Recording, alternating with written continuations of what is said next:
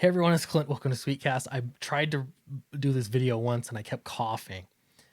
So go figure. But I want to do a video on the perhaps what I think is the biggest overlooked factor between a successful comic book creator and an unsuccessful comic book creator. And the difference is massive. It can't be understated. You could say talent, you could say any number of things, but this one thing is huge. I got like the hiccups or something. I don't know what my problem is.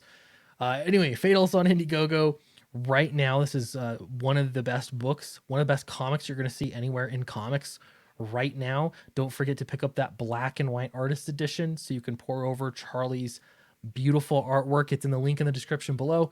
Also, Downcast, Rise and Fall. Look at this. We're only 3 backers away from matching Downcast 1. People said we couldn't do it. People said that it meant something, that Downcast, Rise and Fall made more money but had fewer backers. Pretty soon here, we're going to actually pass the backer numbers. So that goes to show you we're just out, you're constantly, it's the churn, right? That's what I heard yesterday. The churn of new people coming in, some readers leaving, and, kind of just circles. And I don't know, it's the power of sharing your thing. That's the power of being present. I've got volume 1 and volume 2. These are the last of the books, and then also original artwork. So I bring up the churn for a reason.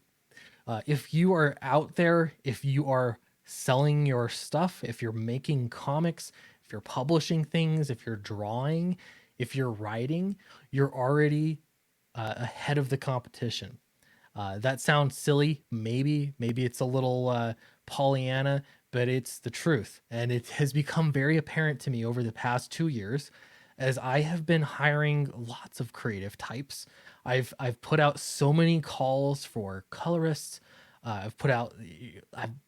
Once I found the one letterer to rule them all, I don't have to look for letterers anymore, which is convenient. Eric does a great job. But they're, looking for artists all the time, looking for artists to do pinups and covers and all this kind of stuff. You start to see a pattern. And that is that artists can be flaky. I know I'm not trying to offend anybody, but it's the truth. I think writers can be too. People can be flakes. And being a flake is a surefire way to not get the job. If you find yourself wondering, how is it that this person has so many opportunities in comics when he's not nearly as talented, as charming and good looking as this person over here? The answer is because he's hustling. That's the answer. He's there. He's putting in the work. Now, no doubt, if you're just really good at what you do, if you're a really good artist, if you're the most charismatic YouTuber, if you are the best writer, that's great. You have an advantage. But for the rest of us out there, you can make up all of the lost ground. I'm being honest. It does not matter. None of that matters because you can give yourself opportunities by just showing up, by being consistent and persistent sometimes. And the more that you do that, the more opportunities are going to come your way. That's just a fact of life. And it's great. It's the great equalizer. So first off, this is not a commercial break, but I wanted to pose this question. I asked, this is just a general principle question here. For a 120-page graphic novel, would you rather pay $25 for a paperback version of this 120-page graphic novel, or would you rather pay $32 to have a hardcover version of this graphic novel? I asked that question because I'm curious. I've seen some people say that hardcovers are the way.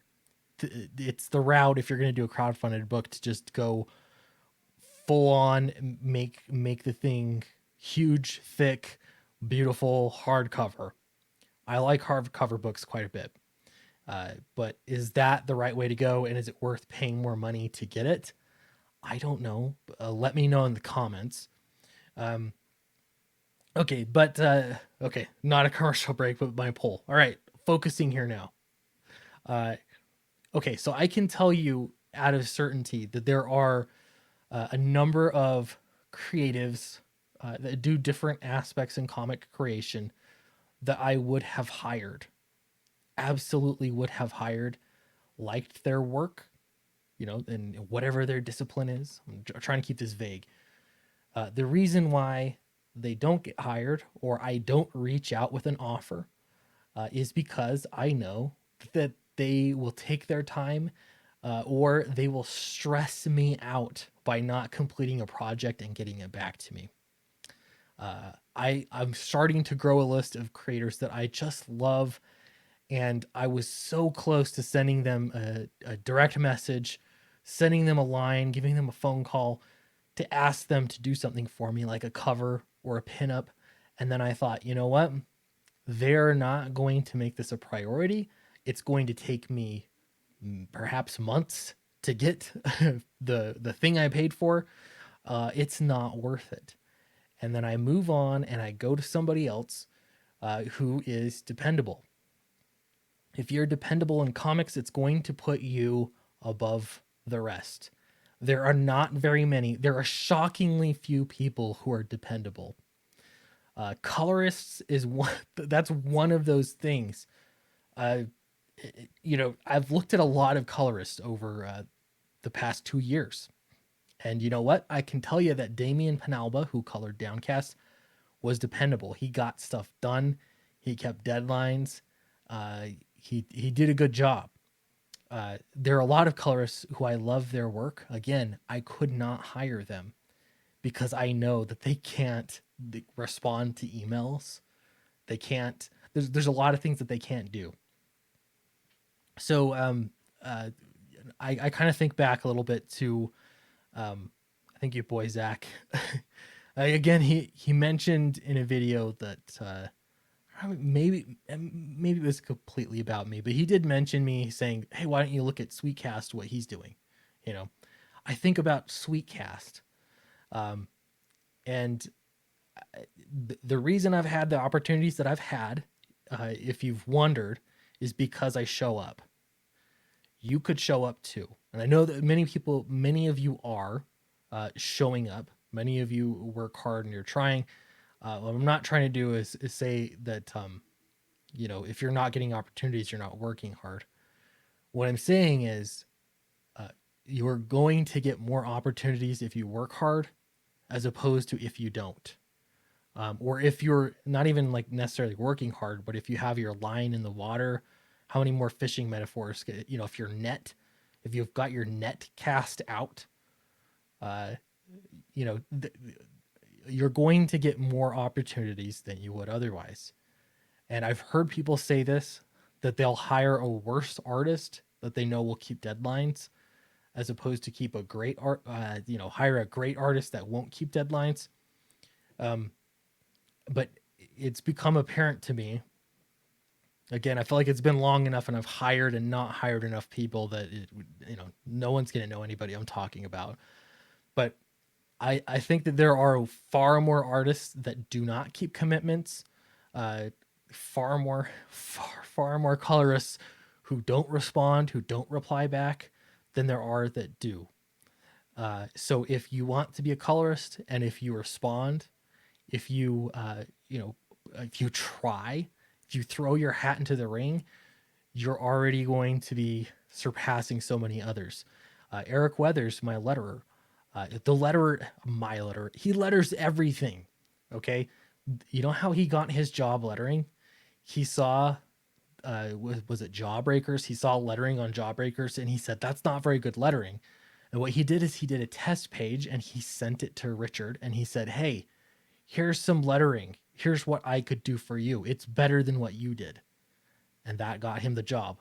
That was enough to do it. That's all that it took. Because there are too few people that are willing to throw their hat in the ring, put a little bit of effort, and just show up. So a little bit of a rant. Apologize for the ranty nature of this, but it's on my mind and it is huge. If you want to be a writer, start writing something. Write a script. Write an advertisement. Ask if you can write somebody's trailer, their video trailer. Write that for them. Write the script for it. That's an opportunity to write and have it be seen. There are so many opportunities as a writer that can lead up to you making comics, but you have to be there. You have to be available to do it. And if you can do that, if you decide and make that choice to do that, you're going to be ahead of the other writers. You're going to get opportunities. They will come because, you know, business is business as usual. People are still looking for competent people that can do it. So there's my point. Appreciate everybody. If you vote, do it. If you don't, I just don't care. You don't have to vote. But Back Fatal, it's on Indiegogo right now. Downcast, also, if you're interested.